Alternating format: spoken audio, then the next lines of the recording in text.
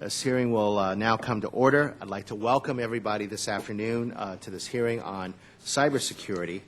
And as we increasingly put all sorts of information, including personal information, online, our nation's entire infrastructure, from traffic systems and air traffic control to manufacturing to power distribution, depends on Internet network systems. I can think of few topics as important for this subcommittee to address than cybersecurity, and I want to welcome all the witnesses here this afternoon for this very, very important hearing. As anyone who has seen movies recently, including movies like Ocean's 11, thieves have become increasingly sophisticated in the method of heists, and it should be no surprise that cyber criminals in real life are becoming also more sophisticated in their crimes. Congress realized the dangers of network systems as far back as the 1980s, and in 1987, this committee wrote the Computer Security Act, which charged Nist with developing the technical standards to protect non-classified information on federal computer systems. Congress has remained concerned about cyber threats, and since 1987, Congress has passed 13 laws related to cybersecurity. Today, OMB reports that federal agencies spend approximately $6 billion per year on cybersecurity to protect a $72 billion IT infrastructure. In addition, the federal government funds $356 million in cybersecurity research each year. I don't believe that simply spending more money or creating more programs is the means to improve cybersecurity. We also need to use our existing resources more efficiently and with specific achievable goals in mind. This is also the main conclusion of the administration's recent cybersecurity review. The focus of today's hearing is not to review what NIST has done, but to address what should be its focus going forward. Since NIST is the only federal agency tasked with protecting non-classified federal computer systems, the testimony we hear today will have a vital and long-lasting effect on our nation's economic and national security. We have a distinguished panel of witnesses who have a long history of working with NIST and detailed knowledge of NIST IT activities. I want to assure them that this subcommittee is prepared to act on their recommendations. And now I would like to recognize the Ranking Member, Representative Smith, for his opening statement. Mr. Chairman, thank you for calling this hearing today on cybersecurity, the fourth in a series of hearings held by the committee this year. Thank you to the witnesses as well. While our earlier hearings reviewed cybersecurity through a relatively broad lens, today we're here to examine the specific role NIST plays, or should play, in supporting computer and network security. Our starting point for this review is the White House's 60-day cyberspace policy review, which was released in May, and which provided a broad outline of the actions the administration intends to emphasize moving forward. A number of these action areas appear well suited to NIST's capabilities and expertise. With respect to security practices and standards, NIST is a proven and trusted entity within the federal government, the private sector, and even around the world. It's also well known for its excellence in advancing research in the fundamental science of computer security. For these reasons, it's important for the committee to consider more closely the specific additional or expanded activities which make sense for NIST to undertake, and what, if any, associated legislative authority or direction is necessary to enable this. In doing so, I think it is also important we work to prioritize these activities and identify those which provide the greatest security returns, recognizing the universe of computer security activities we would like NIST to do is significantly larger than any realistic budget expectations. Additionally, and as I emphasized in our prior hearings, I think we should also be careful to delineate which activities NIST shouldn't undertake, particularly with respect to anything which could take on a regulatory nature, either directly or indirectly. I thank the Chairman and the panel today. Thank you for dedicating your time and donating your time to this productive discussion. Thank you, Mr. Chairman. Thank you very much, Mr. Smith. And if there are any members who wish to submit their opening statements, the statements will be added to the record at this point. And now it is my pleasure to welcome our witnesses. Ms. Cita Furlani is the Director of the Information Technology Laboratory at the National Institute of Standards and Technology. Dr. Susan Landau is a distinguished engineer at Sun Microsystems and a former member of the Commission on Cybersecurity for the 44th Presidency. I thought that was a mistake at first, but that is the title of the group. And the Nist Information Security and Privacy Advisory Board. Let's see, we have a different order here. So Dr. Phyllis Schneck is the Vice President of Threat Intelligence at McAfee. She served as a commissioner also on the Commission on Cybersecurity for the 44th Presidency and is on the National Board of Directors for the FBI's InfraGard. Mr. William Wyatt Starnes, is the founder and CEO and a great Oregonian, I might add, of SignaCert. He is formerly a member of the Nist Visiting Committee on Advanced Technology. Professor Fred Schneider is the Samuel B. Eckert Professor of Computer Science at Cornell University and is a current Nist Information Security and Privacy Advisory Board member. And finally, our last witness is Mr. Mark Bohannon, who is the General Counsel and Senior Vice President, Public Policy at Software Information Industry Association. Prior to working at SIIA, Mr. Bohannon was the Chief Counsel of Technology at the U.S. Department of Commerce, where he helped oversee Nist cybersecurity activities. The witnesses will each have 5 minutes for your spoken testimony, and your written testimony will be included in its entirety in the record for the hearing. When you complete your testimony, we will begin with questions, and each member will have 5 minutes to ask questions of the panel. Ms. Furlani, please proceed.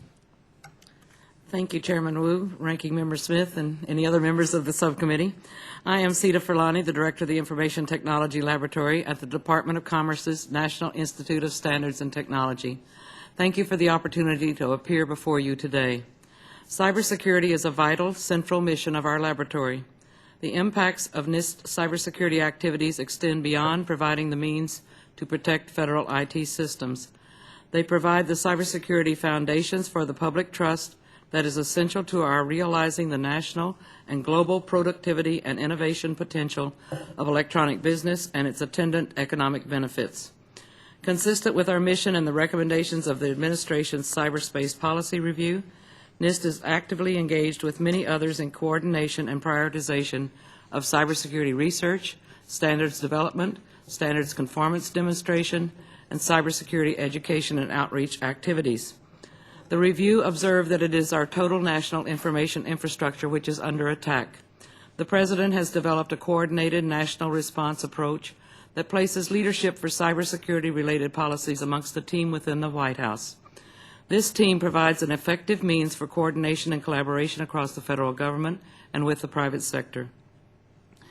The intelligence community, the other elements of the national security community, and NIST are actively coordinating their standards and processes for cybersecurity. This effort is producing a single set of requirements. For the first time, NIST has included security controls in its catalog for both national security and non-national security systems. The updated security control catalog incorporates best practices in information security from the defense, intelligence, and civil agencies, an historic achievement. The review recommended building a cybersecurity-based identity management vision and strategy. In response, NIST is working with Ostp, Omb, and the NSC through a new Interagency Policy Committee focusing on online identity management. Working with OMB and other agencies, NIST is helping to develop a security and privacy profile that will provide guidance to enterprise architects on integrating information security and privacy requirements into the federal enterprise architecture. NIST hosts the Information Security Automation Program, which is an effort to enable the automation and standardization of technical security operations, including automated vulnerability management and policy compliance evaluations. The NIST National Vulnerability Database is one such tool. It makes available information on vulnerabilities, impact measurements, detection techniques, and remediation assistance. It provides reference data that enable the Information Security Automation Program's security automation capabilities. This database also is key to the payment card industry in their efforts to mitigate vulnerabilities in credit card systems. The review recommended a national public awareness and education campaign to promote cybersecurity. Nist, working with the SBA and the FBI, has put an instructional video on YouTube and published a guide to help small businesses and organizations. In addition, the review recommended strengthening federal leadership and accountability for cybersecurity. In response, Nist was asked by OMB to contribute to the Security Metrics Task Force to develop new metrics for information security performance for federal agencies. The review recognizes the role of international standards in protecting our information infrastructure. We are actively working with others in fostering international standards and protocols that are conducive to a free and safe information processing and interchange environment. Nist also actively contributes to the NIDARD program and its 5-year strategic plan. Consistent with the review's recommendation, Nist works with other members of the Cybersecurity and Information Assurance Interagency Working Group in establishing research and development priorities to address actions that compromise or threaten to compromise computer and network-based systems. Nist has undertaken an internal assessment of its operational structure and allocation of resources to ensure that our programs fully reflect the complex interdisciplinary nature of today's threats. Based on the feedback we continue to receive, I have decided to put the proposed reorganization of ITL on hold. We have received expressions of both support and concern from various stakeholders. We are seriously considering this input and plan to reevaluate how to ensure that our structure is as flexible and efficient as possible in meeting the many challenges and opportunities ahead. Regardless of whatever recommendations emerge from this internal assessment, the technical program of work currently performed by the Computer Security Division would not change. ITL welcomes and appreciates all input and looks forward to continued conversations on this matter. Thank you for the opportunity to testify. I would be happy to answer any questions you may have. Thank you very much, Ms. Furlani. Dr. Landau, please proceed. Thank you very much, Mr. Chairman and members of the committee. I'm a distinguished engineer at Sun, where I concentrate on security and public policy issues. I've done this for 10.5 years. I served on ISPAB for 6 years, the Information Security and Privacy Advisory Board that advises NIST, and got a chance to see firsthand what a terrific job the people at the Computer Security Division do. But I had seen that earlier in my work in cryptography. They have a very difficult job in a very complicated situation. They're designing security standards and guidance for federal agencies. Those are their customers. But the work that they do actually gets used by businesses, the private sector, as well as being used internationally. That's when they do things right, and they do things right most of the time. I'm very impressed.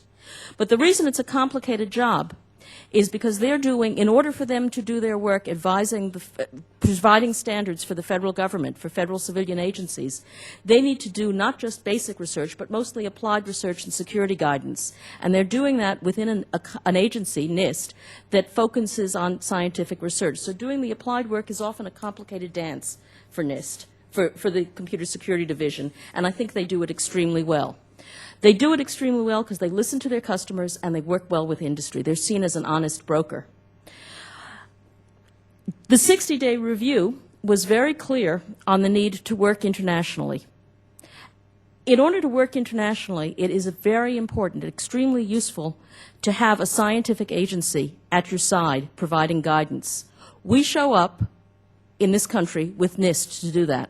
Sun was part of a group of industry that had concerns over Chinese government trying to impose mandatory security requirements on 13 different products. We showed up at the table with NIST, not NSA, not DHS. Having NIST at the table was extremely important because the Chinese government saw that as an agency that was not interested in snooping, not interested in finding out about things from China that it shouldn't, but as a scientific agency. And it really helped the decisions that happened. And we as industry are quite happy with the results, and we really relied upon NIST to do that. That was part of what the 60-day review said, the importance of international agreements. And that calls for an elevated role for the Computer Security Division. There are other things that the Computer Security Division should be doing. And I'm delighted to hear, by the way, that the reorganization is off the table, because I thought that that was problematic. But there are other things that the Computer Security Division should be doing. We need to address privacy standards. In recent months, there's been technical work that describes how easy it is to take data that looks as if it's anonymized and re-identify it with other data outside that particular data set. Taking information from Netflix that has been anonymized and comparing it with data outside the Netflix database and being able to figure out who the people are. We need scientific standards, technical standards, to talk about how data should be handled to protect privacy. In the past, Nist has worked almost entirely on computer security standards and not on privacy standards. And I think that this role is very important, especially as we move forward with healthcare. We need Nist, we need the Computer Security Division to be active in the international arena. We also need greater independence for the Computer Security Division. It's impossible to separate policy from security. Sometimes, I'm not asking here for Nist to be setting government policy on security. What I'm asking is for Nist to be providing advice when a computer security division, when a computer security issue comes very close to a policy issue, whether it's about identity verification, identity management, or any one of another of technical issues. Nist has that expertise and should be using it more in the government. It's also important to keep the branding of the Computer Security Division, which is well known both within the government now as a result of FISMA and outside the government because of all the excellent work that CSD does. For all these reasons, I think it's time to elevate the Computer Security Division to the level of a laboratory. I think that that would help a great deal in international work. I think it would be appropriate in terms of the policy effort that I think the Computer Security Group should be doing. I think it's important for privacy standards. Thank you very much, and I'd be happy to answer questions. Thank you very much, Dr. Landau. Dr. Schneck, please proceed.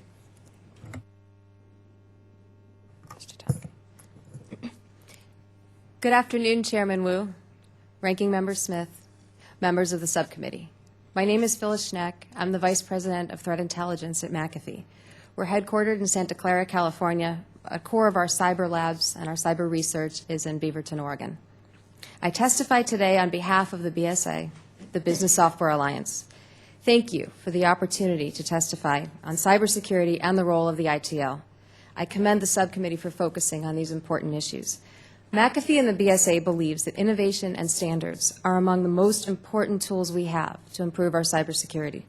Therefore, our primary recommendation regarding the role of the ITL in implementing the recommendations of the 60-day review is to contribute to an integrated U.S. government strategy to influence the development of international standards on cybersecurity. Please allow me to explain the important links between innovation, cybersecurity, and international standards. First, we believe innovation is key to cybersecurity. Those persons intent on doing harm, whether cyber criminals, spies, hostile nations, even terrorist groups, they find new ways to attack. They adopt those new technologies all the time, and we must stay ahead of them, and to do that, innovation is the key. Second, we believe the global industry-led voluntary standards are critical to that innovation. This is because, first, they facilitate interoperability between systems built by different vendors. Second, they facilitate competition between those vendors, leading to greater choice, lower cost. Finally, they spur the development and the use of innovative and secure technologies because they're regularly updated. Cybersecurity depends on innovation, which in turn depends on global industry-led standards. This is why we urge the U.S. to support and uphold these standards by developing a comprehensive international cybersecurity standards strategy. Currently, the U.S. government's involvement in standards development is ad hoc, incomplete, and uncoordinated.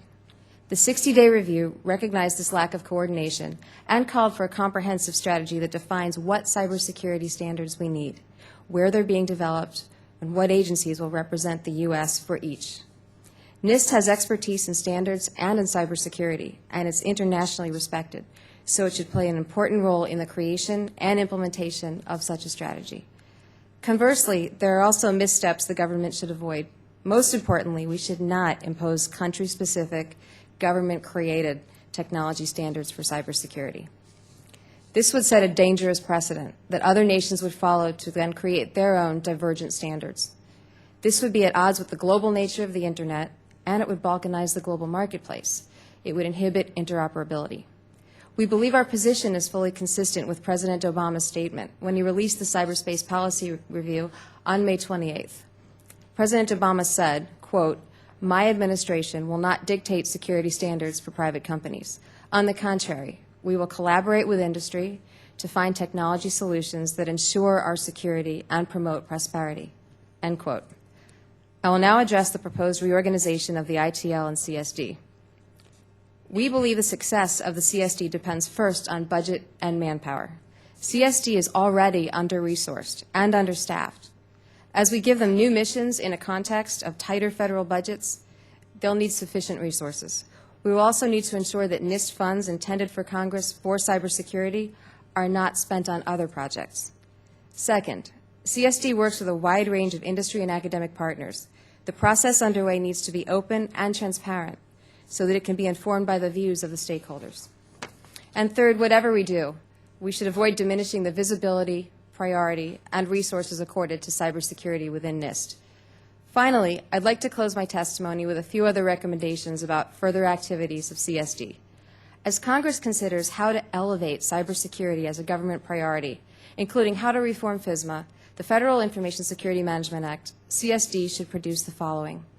First, government-wide standards and guidelines for real-time monitoring, audit, and analysis of data about the security of federal networks. And second, government-wide standards and guidelines developed jointly with industry for sharing threat and vulnerability information among federal agencies and with the private sector. Nist must also continue to invest in cybersecurity research and development. BSA has called for the creation of a national cybersecurity R&D plan, and we believe that Nist would play an important role under such a plan, given its own R&D work and its private sector relationships. Thank you, and I look forward to answering any questions. Thank you very much, Dr. Schneck. Mr. Starnes, please proceed.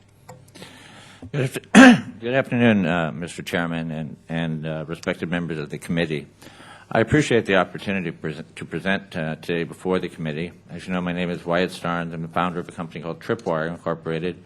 It's been heavily used in both government and commercial security practice. And I currently serve as the CEO and president of SignaCert, also involved in information assurance issues. We have been working with both companies very closely with commercial and government sectors in the areas of information assurance and cybersecurity for better than a decade. For the purposes of my testimony and for reasons better described in my written testimony, we prefer the term cyber assurance. And the reason we tend to think this way is we deal both with non-malicious and malicious activity, and have found empirically that non-malicious activity, unauthorized changes, and uncontrolled changes can cause up to 90% of the failures in complex information technology systems. So we really believe that the view needs to be broader than just cybersecurity. Relative to Nist and the 60-day review, my personal experience tells me that Nist is already ahead of the curve in most of the key areas discussed in the report. What I would observe in general about the report is it lacks substantive out-of-the-box thinking. There are bigger and more important things we can be doing than pure blacklist-based cybersecurity, which is the goal of keeping the bad guys out of the systems. We must more broadly assure that the systems are intact as designed. But NIST contributions relative to all of these issues, cyber assurance and cybersecurity, have in fact been formidable. So I'm going to talk about three of those. One, and perhaps most importantly, is the 800 series body of work, which is literally volumes of work. And this work has contributed significantly to the state of the art for both federal and commercial IT software and systems management. Second, I'd like to focus on some of the extension of that work in a practical sense, and that is a multilateral and both private and public partnership and teaming that's been in place to affect the Security Content Automation Protocol, or SCAP methodology. Ms. Furlani referred to that in general as security cataloging. We as an industry participant see that as an extremely important method and protocol, leveraging heavily the work of Nist with the 800 series documents, as well as bringing in the best of some of the intelligence community and DoD work. In my opinion, the SCAP method and the increased emphasis on continuous monitoring as opposed to pure accreditation and auditing methods represent far and away the most important advance to federal IT systems management that I've seen. I think I can be even briefer on the reorganization of ITL. My personal belief there, having worked inside and outside of Nist, is the management team is very capable of making decisions like this. I would expect that the goal of these changes are to align the expertise with the changing mission requirements and budgetary requirements, and would also believe that this movement to a broader view of cyber assurance as opposed to pure computer security is a motivation. The best practices are increasingly a horizontal cross-agency issue, and therefore it's logical to consider reorganization. Relative to contributions on the 60-day review, the main missing element that we saw is, again, the focus on the defensive architecture. We actually see moving to a more offensive position. The SCAP framework leads us a long way down that path. So it's more than just keeping the bad guys out. It's making sure that the systems are good and deployed as we intended them. So there's a software supply chain issue. There's a change management and detection issue.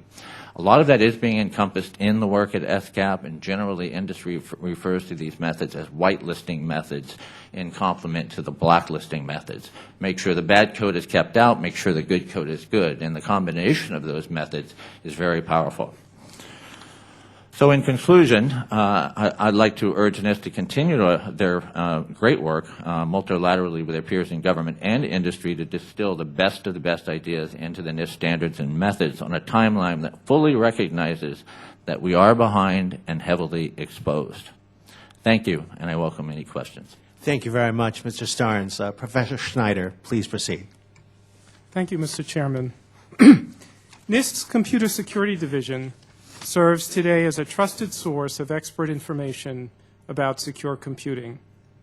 The recent proposal to reorganize the division, in my opinion, threatened its effectiveness and thus could have undermined a key national resource for civilian cybersecurity. Therefore, my remarks here will focus on CSD organization, but I'll be prepared to answer other questions later. What had been proposed involved two elements. The first element had the head of CSD reporting higher up in NIST's management chain. This would have been good. Higher levels of NIST's management increasingly will want to understand and champion computer security activities so they can secure needed resources and can provide guidance throughout the federal government. The other element of the reorganization involved redefining which projects are part of CSD. CSD would no longer be the home for all cybersecurity activities within the Information Technology Lab. I have not heard a compelling rationale for this, and I'm not sure one exists. First, I fear that having computer security activities outside of CSD would erode the CSD brand. This brand is a valuable asset. It keeps CSD visible to its customers so they know where to come for help. And it enables CSD to attract talent because CSD employees are seen to have an impact on computer security, both domestically and internationally. Second, I'm concerned about loss of budget accountability for computer security activities. Put all the activities in a single division, and it will be easy to ascertain that funds appropriated to NIST for cybersecurity are used as intended. Disperse cybersecurity activities over multiple divisions, and the funds will be intermixed with funding for other activities. Finally, and perhaps most important, I see no intellectual basis for deciding what computer security activities to place outside of CSD and what other activities to place inside of CSD. However, I do see difficulties when people who are working on closely connected initiatives are not under the same management. It removes imperatives for cooperation, for rational budgeting, and makes comparisons of people and projects difficult. So the proposed reorganization seemed to offer few benefits. But a slightly different reorganization actually could have been a very wise move. Looking ahead, CSD will have to assume a larger role because trustworthy computing is so central to the future of our nation's critical infrastructures, private sector systems, and the administration's new initiatives in healthcare and smart grid. Growth will be necessary to meet these needs. Although the recent reorganization proposal makes no allowance for such growth, there is a plan that does. Elevate CSD to become a laboratory in Nist so that it's parallel to the Information Technology Lab currently housing CSD. With this alternative proposal, the director of the new lab would report higher up the Nist management chain. The CSD brand would be protected and perhaps even strengthened. Budget control and accountability are facilitated by having all and only computer security activities under one director, and there would be no need to separate various efforts that intellectually are closely related. In sum, I find that entertaining a reorganization of today's CSD is sensible, but the recently proposed reorganization lacks a rationale and seems to create problems without offsetting benefits. An alternative reorganization that elevates CSD to form a new computer security lab at Nist has much to recommend it. Thank you. Thank you very much, Professor Schneider. And Mr. Bohannon, please proceed.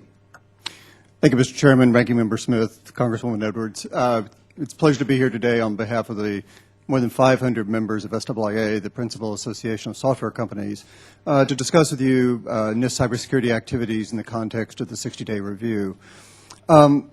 As has already been indicated by the panel, that review was quite comprehensive in its outlook. Even by its own statement, it touched virtually everyone and everything we do in our society. And I think I certainly share with my colleagues the anticipation that the cyber coordinator will be announced soon. But I think you can boil down the thrust of that review into three things. First, that we've got to take action to enhance the security of our federal government systems. Second, that we need to continue and enhance the public-private partnership to make sure our infrastructure is secure. And third, that we need to partner effectively with the international community, since this is a global problem, not just a U.S. problem. And in our view, the challenges, these three challenges mean that NIST, and thereby the Secretary and Department of Commerce, have an absolutely essential and critical mission and contribution to make to seeing where the 60-day review goes. To be more precise, and welcome Ms. Furlani's update on what's going on with the ITL, and I've known her for many years. Look forward to working with her on where this could possibly go once they've stepped back from this program. The reality is that this change in NIST, the review, comes at a very critical time about the direction I think we're going to take with the cybersecurity review. And one of the key questions is whether its implementation is going to be informed predominantly by the military intelligence framework of cybersecurity, or whether it is going to be able to adapt across a wide variety of sectors and parts of our economy. Our view, based on the experience so far, is that you've got to have that blend of perspectives for it to work. And if it is going to be effective, it means that NIST must be enhanced and reinvigorated in its role, and thereby the Department and the Secretary must play a leadership role in where the 60-day review is going to be carrying out. So therefore, we think rather than looking at what are the merits or not merits of the ITL reorganization, this is a great time to look at really where the future of NIST and its cybersecurity activities need to go.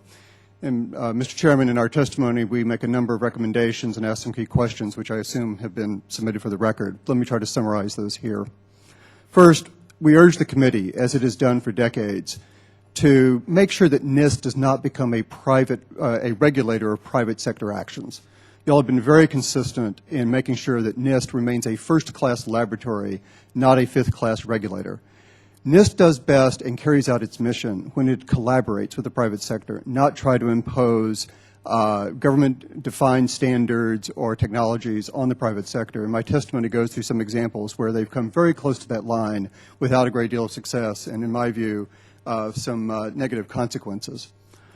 The second thing we would urge, and is consistent with some of the other panelists, is that we would urge serious consideration to making the Computer Security Division a standalone laboratory. We've heard three key challenges facing the Computer Security Division. One is funding, one is staffing and recruiting and retaining good staff, and the third is enhancing and reinvigorating the global brand. We think that currently the CSD, being one of 6 divisions inside ITL, and ITL being one of 10 laboratories inside of Nist, is not really the right framework in which that can occur. And so again, we know that there are issues involved in doing any reorganization, but we think that there needs to be serious consideration given to this. Creating a cyber information security, information assurance lab, I don't want to get hung up on the name. We think it would send a very important signal to the private sector and to the world that the United States government is taking its role very seriously in this regard. The third recommendation we would make is that NIST needs to make sure that its primary customers, agencies of the federal government, are the focus of its efforts, and the committee is well aware of its responsibilities in that regard. The fourth recommendation we would make is that NIST needs to continue to work with the private sector and the political leadership of the Commerce and USTR, among others, as we work to roll back some of the ridiculously stringent regimes that we're seeing from other governments, which are trying to impose indigenous or unique standards in this area. I was not able to appear in the June hearing, Mr. Chairman, because I was in China personally working to try to roll those back.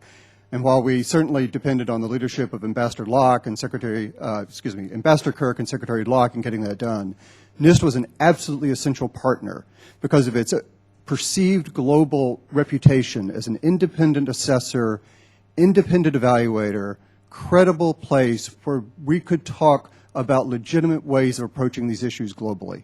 That is going to become more important as we see countries like India and Russia also beginning to take on those efforts. So with that, Mr. Chairman, I just want to say that we think that NIST and the Department of Commerce have an absolutely essential role. We're very pleased to see that Secretary Locke in particular has brought some terrific people in who are really beginning to focus on these issues. We commend those steps, we commend this hearing, and we look forward to working with you and the executive branch to carry out these goals. Thank you. Thank you very much, Mr. Bohannon. And now it is in order for the panel to ask questions. And the chair recognizes himself for 5 minutes. I hope to be able to address both the international cooperation issues and also the reorganization issues in 5 minutes, but it may stretch out a little bit. Mr. Bohannon, you cited the Chinese instance, and I'd like you to expand on that a little bit, and also like to ask the rest of the panel about the appropriate role that you see for NIST playing in development of international standards, what has gone well, and what can be improved going forward. Mr. Bohannon, would you care to go first? Sure. Let me, the developments in China are complex. Let me try to summarize them the best I can. Starting several years ago, China began to develop a series of standards for evaluating IT products in a wide range of areas. Not surprisingly, they include areas in which the U.S. IT industry is dominant or has very superior products to the rest of the world. Those standards are based in large part on indigenous standards that were developed by indigenous standards organizations without really input from anyone outside of China, to be honest with you. They would require evaluation of products through laboratories that are, at best, loosely associated with the Chinese government. These kinds of evaluations are very sensitive. NIST has handled these issues very carefully in its long time history of working in this area. Those Chinese standards would have prevented market access for many IT products. Working with Secretary of Commerce and USTR, I've been able to roll them back. They are still quite broad in scope, however, and we're looking forward to continuing to work with the U.S. government. But the implications were that China would develop very indigenous, very unique standards for security in products that are widely used, and that would be detrimental not only to the security of China in terms of its practices, but also our technology base and our innovation base. Mr. Bohannon, I think that we're familiar with the scope of the problem, but if there are any further comments you want to make about NIST's role and why that was important. NIST's role, they were very important because the Chinese see NIST as a truly world-class laboratory from which NIST can provide an independent view about things. Its role in developing the advanced encryption standard is well known, but that's only the tip of the iceberg. It's not only China, but other governments see NIST as a place where it can go for unbiased, professional, independent assessments of what are good security practices and how they can be implemented in a meaningful way. And so we were very pleased when the Nist team were willing to have late-night video conferences with their counterparts explaining to them why the United States government doesn't do things like ask for source code or why other governments don't ask for source code. That was a very important message. It was a different message than could come from the trade rep or the Secretary of Commerce. It came from the best and world-class experts in this area to explain why that is not good security practice based on global norms. And those are making a big difference. Thank you very much, Mr. Bohannon. Would any of the other witnesses like to comment on what has been occurring well or not well, and what can be improved going forward in international standard setting? Microphone, please. Thank you. I'd just like to say, and this is an old example, but it contrasts with a previous failed example, or an example that was not so successful. The advanced encryption standard was done extremely openly, extremely transparently, where not only were the submissions open, but in fact the comments on the proposed specifications were given out, and then that is the proposed specs were put out, and NIST asked for comments, and then the proposed specs were changed in accordance with comments that were received internationally.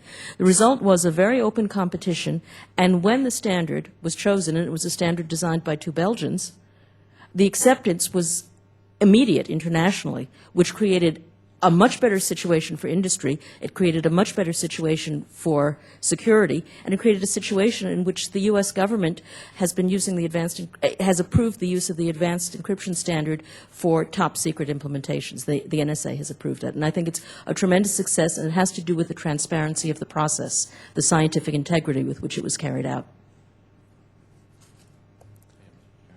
Mr. Starnes? Thank you. A couple of things on the international standards front and that relate to this discussion about brand. The primary brand at NIST is Nist, and it is a significant brand. And as NIST doesn't have regulatory authority, they're very good in these kinds of technology and standards discussions cross-border. There is a movement, a broad movement that we're watching carefully to this notion of trusted platform. How do I know that this device is trusted? That involves both hardware and software systems. So there's deep concern that our definition of trust is not consistent. We can describe technical trust, but social trust is a little more interpretive. So there's work being done against some particular important elements, fundamental elements in the compute platform, things called trusted platform modules, where China, for example, would like to build their own based on their definition of trust. And I think we do have to look carefully at some of these formative issues, and this can play an extremely important role in creating an adopted international standard at the core basis of the evolution of this trusted platform movement. Thank you very much, Mr. Starnes. And my time has expired, but Dr. Schneck, perhaps we could come back in the next round. Mr. Smith, 5 minutes. Thank you, Mr. Chairman. Dr. Schneider, you stated in your testimony the need to revise FISMA. Could you elaborate? What do you see as the problems, and what you believe should be done about them, especially as it relates to NIST? Yes, thank you.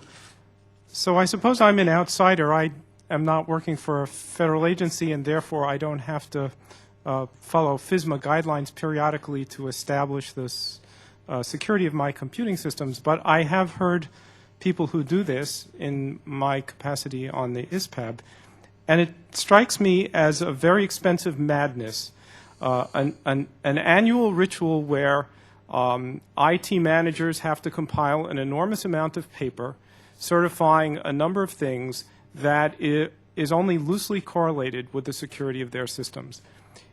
When the federal government didn't require our agency computer systems to be very secure, there was much distance to cover, and the sort of initial inventorying that FISMA reviews are about were a very good way to get started.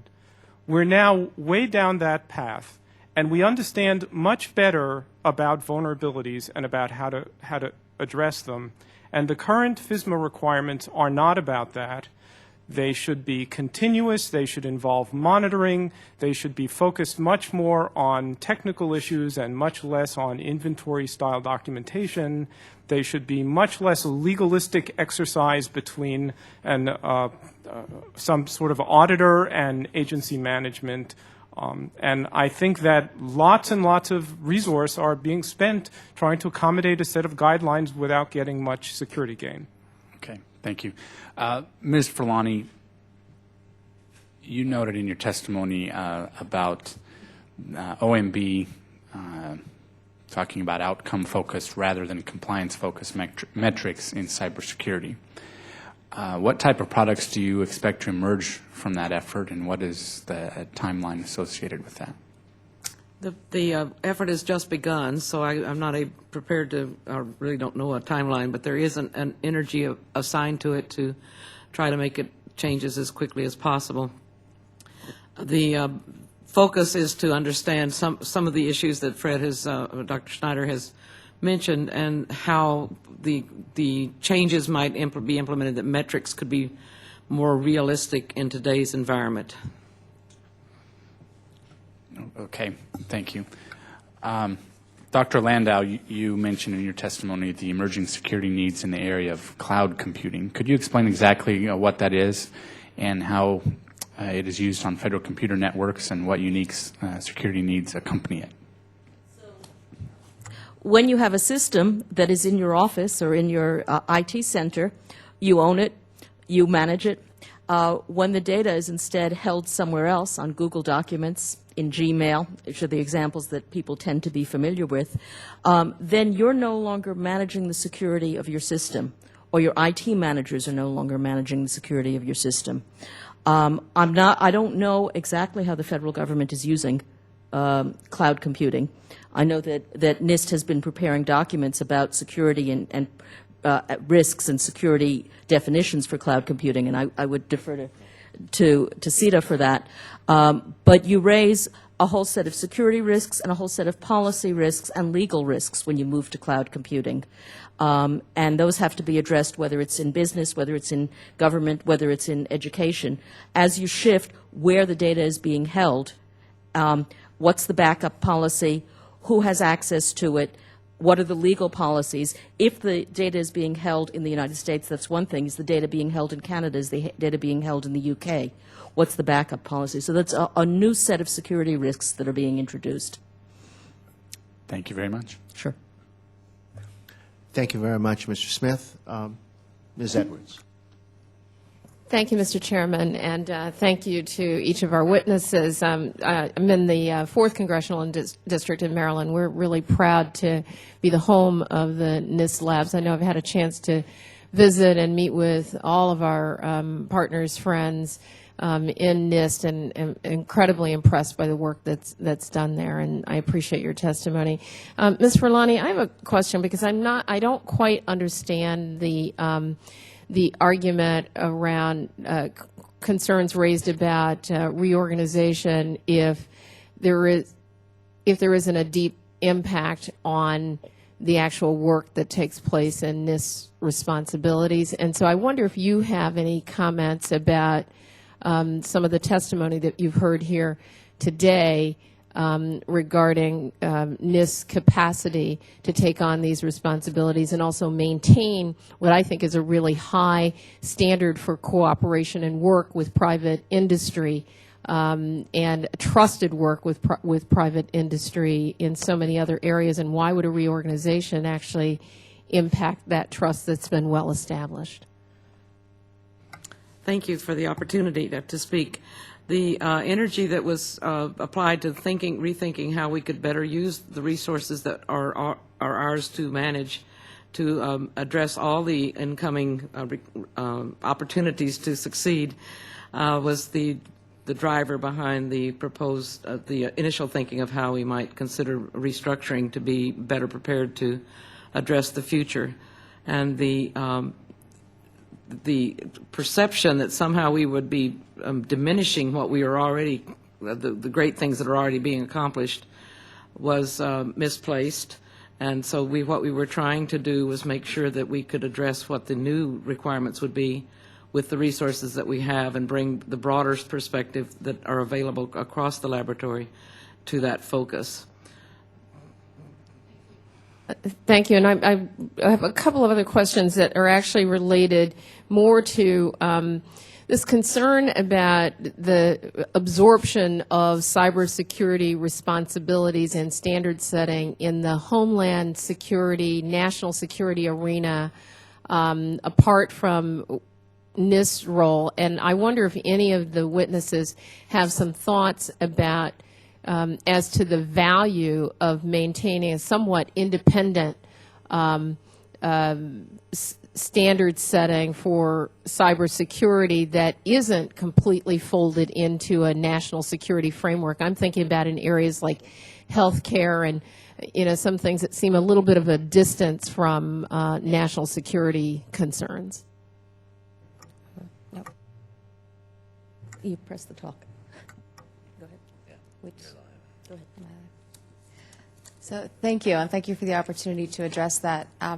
As a McAfee employee and a citizen with a background in high-performance computing and actually a founder of the Georgia Tech Information Security Center, I look at the development of cybersecurity standards as a collaborative effort, a necessarily collaborative effort with academia, with private sector, and with Nist scientific guidance, as has been mentioned by the other panelists. And we look at that because we're up against an enemy, an international enemy. We're all connected. And this threat, we all face the same threat. And this enemy is collaborative. And this enemy works fast. So if we were to have an only government or a very regulatory standards body for cybersecurity, you not only stifle the market and the innovation, as we've mentioned, but you set back the implementation of standards of stronger cybersecurity for 2 to 3 years. And by the time we're able to meet those standards in the networks that keep the lights on, we're 3 years behind what the market has developed to do better than the enemy, and we lose that war. So I feel strongly that cybersecurity standard setting needs to be a very collaborative exercise with the private sector, with academia, with many experts from government, with different agencies, and certainly with the Nist scientific guidance, bringing crucial guidance into that process. And does that mean, in your view, does that mean that the coordination for that has to take place out of the White House, or is there some sort of other interagency coordination at the federal level with private industry and academia that should be set up that isn't the whims of one administration's focus or not? So in the focus of how we set standards for cybersecurity, not overall cybersecurity strategy, but simply standards, the view I would put here today and on behalf of the BSA is it's collaborative. It's private sector and academic, but with strong respect for and inclusion of that crucial role that Nist plays, and the China example is a great point of bringing the science back into the equation, because the science is what will help us win that war against that threat. Thank you, Mr. Chairman. Thank you very much. I believe we have just commenced a series of 9 votes, and I think it would be inhumane to ask the panel to wait that long through the vote. So it is my intent to move as expeditiously as possible, and we probably have 10 more minutes for questions. Dr. Schneck, I know that you wanted to make a comment about international issues, but perhaps we could submit a series of written questions and look forward to your response. Dr. Landau, you distinguish between security issues, identity issues, and privacy issues. How does that affect the framework of security standards that we should be developing? Well, up till now, Nist has focused on the security standards, and any time that I was on the ISPAB and we discussed Nist addressing privacy standards, Nist had stayed very far away. I'm delighted to hear that it's beginning to move in that direction, and I'd urge the committee to give Nist even more authority to do so, because I think there is a crying need as we see the accumulation of data in private hands and the need for a good set of standards. Identity management is a very complicated issue, and we've seen some fledgling efforts. I think that Nist has a very good understanding of the the difficulties of doing identity management, and I'm sorry that Nist was not pulled more into the discussions earlier this summer on it produced the levels of assurance document that's part of the 800 series, but it wasn't as involved as I think it ought to have been in the policy implications of making decisions about identity management systems for different levels of assurance. And that's a place where I had said earlier I thought that Nist should be providing more policy guidance and should be somewhat more independent. So if I'm simplifying this incorrectly, please correct me, that there has been a fair amount of activity on the privacy side and that more activity is needed, on the security side, and more activity is needed on the privacy and identity side. More activity is needed on the privacy side, and I would say on the policy side.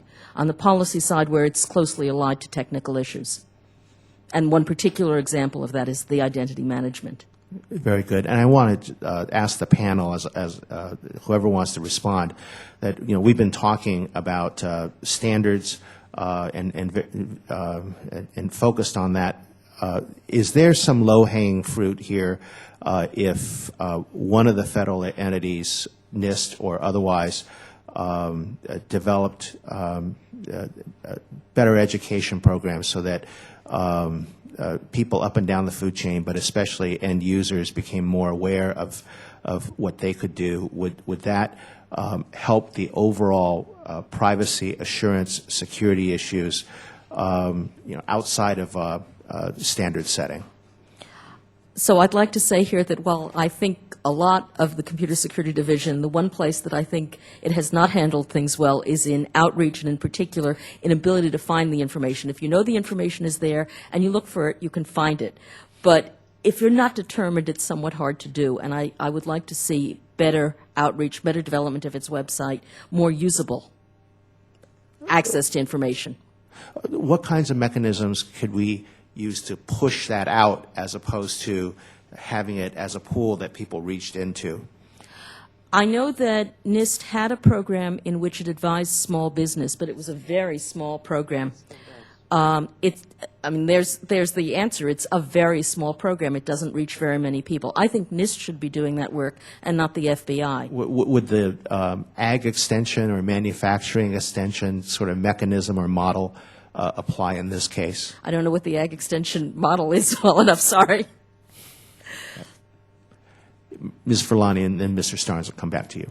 Yes, we've been planning and working historically with our manufacturing extension partnership, and with our new YouTube video, we're hoping to leverage that capability to get into the small manufacturers. We also, of course, it's addressing all small businesses. We were kind of hoping that maybe some of your newsletters might refer back to our YouTube video and make it more available to your constituents as well. Mr. Starnes? Yeah, traditionally in information security, we've, to your observation, Representative Edwards, we've pooled the collective knowledge and talent across multiple parts of industry and government, and I think this is a clear case where we need to do that again and are doing that. So we have to differentiate between standards, which Nist is very good at, and methods and best practice, which are putting standards into action. And there are some very good technical solutions that are coming multilaterally, as I mentioned, from government, that move us from certification and accreditation. We spent $1.31 billion on certification and accreditation last year. Many of those dollars should be spent with these new tools and techniques on continuous monitoring of information technology systems using all of the intelligence of all of our federal agencies and commercial entities. Thank you very much, Mr. Starnes. My time has about expired. Mr. Smith, any further questions? I think just briefly, Mr. Bohannon, you emphasized in your testimony that Congress should avoid making Nist a regulator of private sector actions. Could you elaborate and maybe touch on how the government procurement is de facto an approach to regulation, whether on purpose or not? That's a very good question. Obviously, government procurement is where the rubber hits the road when it comes to NIST work and doing it.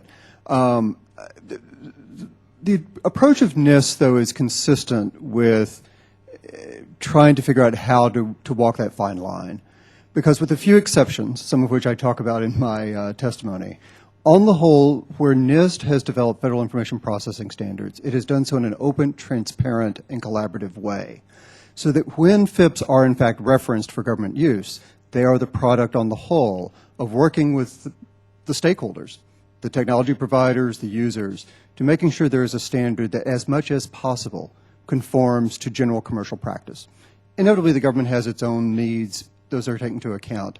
But that is a fine line, and one that, going back to Congresswoman Edwards' question, you know, some of us have short memories, but it was just 7 years ago that when the Department of Homeland Security was going to be created, the proposal was to move the Computer Security Division to DHS. Thanks to the leadership of this committee on both sides of the aisle, that did not happen. I think we would be in a very different situation today if the Computer Security Division had moved. I think its work on the Special 800 series, I think its work on AES, I think the work where it needs to go would have been fundamentally different, because it would have come out of an agency that had very specific law enforcement and regulatory mission stakes, and the credibility of that work would have been dramatically differentiated. So, Mr. Smith, you're absolutely right. It is a fine line. But as we pointed out, the way Nist does its business in a collaborative way means that on the whole, doesn't always get it perfect, but on the whole, the results are consistent with good commercial practice, take into account stakeholders, and try to reflect the best of what should be in that standard. Thank you. Thank you, Mr. Chairman. Thank you very much, Mr. Smith. Ms. Edwards, no further questions. Okay. Ms. Furlani, there have been numerous suggestions about what you might do, what your agency might do, and so on. I wanted to give you an opportunity to respond to any of the suggestions that you want to respond to, but in particular, I would very much like you to respond to. I mean, it's not as simple as should CSD become a laboratory on its own, but that's let's just reduce it to that simplicity. And could you respond to that and any other comments that the suggestions you'd like to respond to? Thank you, Chairman Wu. Certainly, we've had a lot of input, as I said, both support and concerns. We're going to go back to the drawing board, essentially, and revisit what might make the best next proposal. The idea of separating cybersecurity information technology is difficult for me to understand because of the intertwined nature of the two. But the decision, of course, would be Dr. Gallagher's, not mine. So it's we have lots to consider, many from the panel members, which I greatly appreciate, and others, and we have a lot of rethinking and of course the original goal, which I want to go back to and make sure that we have the full input from my staff, which is where we all started, was just trying to get the staff's input. We're back to revisiting the entire setup, and we'll hopefully come out with something that enables us to move forward in the future, meet our new opportunities and challenges in a much more robust, capable way. Thank you very much, Ms. Furlani. And for the entire panel, we will submit some additional written questions. But you all have put a lot of work into the prepared written materials, into preparing for the oral testimony, and some of you have traveled a decent distance to get here. So at the risk of shortening up my thank yous in person at the table, I want to give each of you who has something that you want to contribute to this discussion, but you haven't had an opportunity to put that either in your oral testimony or you haven't been asked that question, please, at this time, for as much time as we have, if you want to add that last point, this is your chance. So I would just like to make a brief comment, which I do have in my written testimony, about the importance of usability work in security. And I know that the Computer Security Division has begun to work on this, and I think it's an important new direction. I'd like to see the committee strongly support that work because, of course, it increases security. Thank you. Thank you. Anyone else? Thank you. One one opportunity we talk a lot about cybersecurity and the threat and the scariness of it and the work that we need to do. The issue of awareness was raised before, and that's a very positive point. And I think there's a huge opportunity for Nist to work with the National Cybersecurity Alliance. Part of this is in my written testimony, but when you visualize that, this group, it's what they do. They take the message and they bring it to the street, to the federal, from the federal, but to the state, local, tribal, community level, and to homeowners associations and to schools, so that our youngest citizens, all the way on up, are learning not just what to be careful of, but how to responsibly build security and privacy, as Dr. Landau has referred to today, into their daily lives, into our use of cyber, because it is going to control our entire way of life forward. Thank you very much. Anyone else? Thank you, Chairman. Well, I'd like to put just a punctuation mark on my CNA comments of earlier. If we took just 30% of the CNA dollars that were spent in 2008, that would be more than we spent on cybersecurity research in the entire year. So I encourage the committees to focus legislatively on these processes as well, and help government agencies and industry do zero-based implementation of important new methods around continuous monitoring. Thank you very much, Mr. Starnes. And since Mr. Smith and I are at risk of missing some of these votes, Professor Schneider, Mr. Bohannon, your indulgence in perhaps providing us comments and answering other inquiries as we go. I want to, again, thank you all very, very much for your testimony. And no guarantees in life, but I think there's a high probability that we will try to pitch in with relevant legislation to try to improve the situation, and we look forward to your comment on that effort also. So thank you very much. The record will remain open for 2 weeks for additional statements from members and for answers to follow-up questions. The witnesses are excused, and the hearing is now adjourned. Thank you.